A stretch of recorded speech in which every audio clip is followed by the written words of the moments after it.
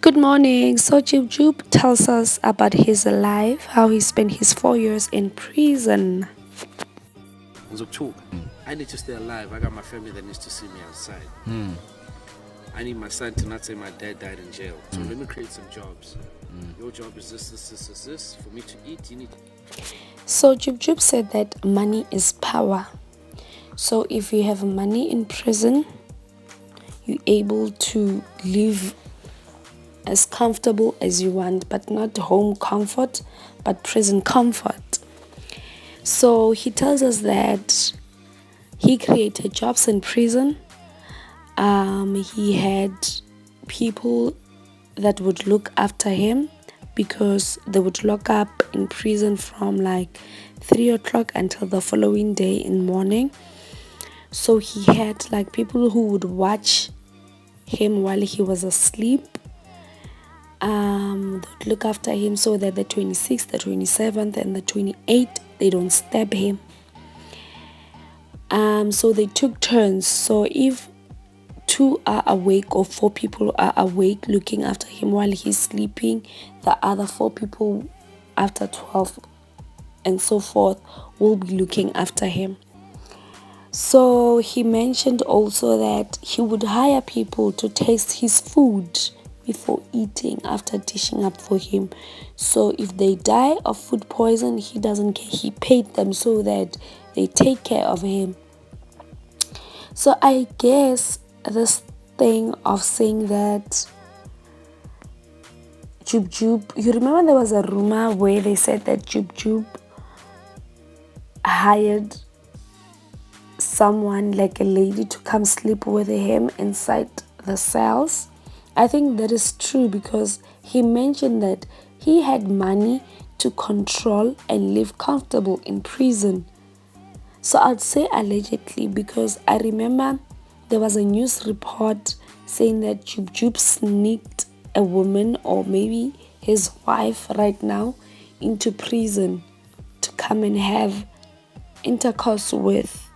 Because in this podcast, he mentioned the fact that as a guy, you can only masturbate for a certain time. You cannot always do it over and over and over.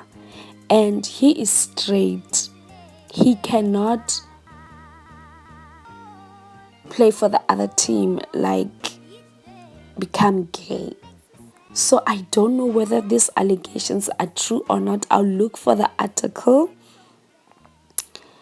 So basically, he said that money is power in prison. That's how he survived in prison. And he had to take care of himself in order for his son, Christian, to see him alive. And it is so sad that till this day, he hasn't seen his son. He hasn't had any relationship with his son. I don't know. We don't know the reason why Kelly Kumalo is acting the way that she is acting.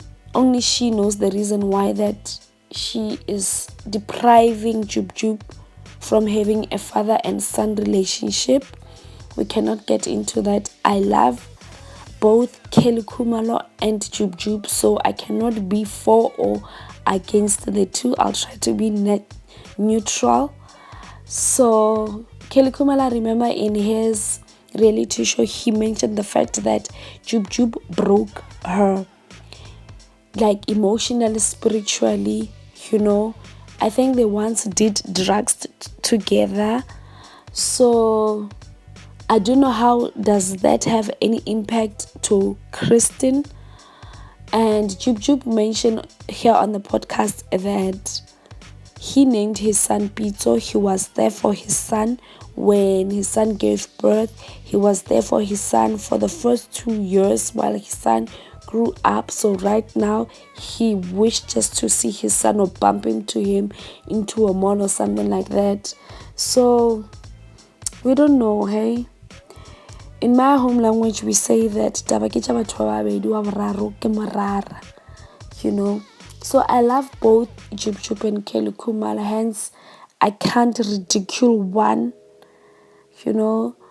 but JUB does not tell us that fine, you're not gay, but How do you survive as a man in prison when you want to exercise your conjugal rights? So that's it of how JUB survived in prison through money.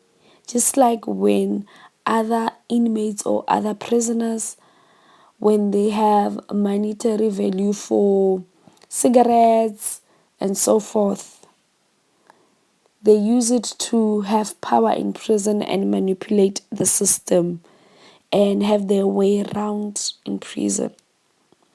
So thank you to my subscribers. I'm not feeling well, you guys. I'm not okay. So pardon me if this video is not as appealing. I'm not okay emotionally, but I just thought that let me give this information to you guys. So anyway, till I see you again, thank you to my subscribers. Thank you for watching. Thank you for listening. Till I see you again, hope I recover soon. Bye.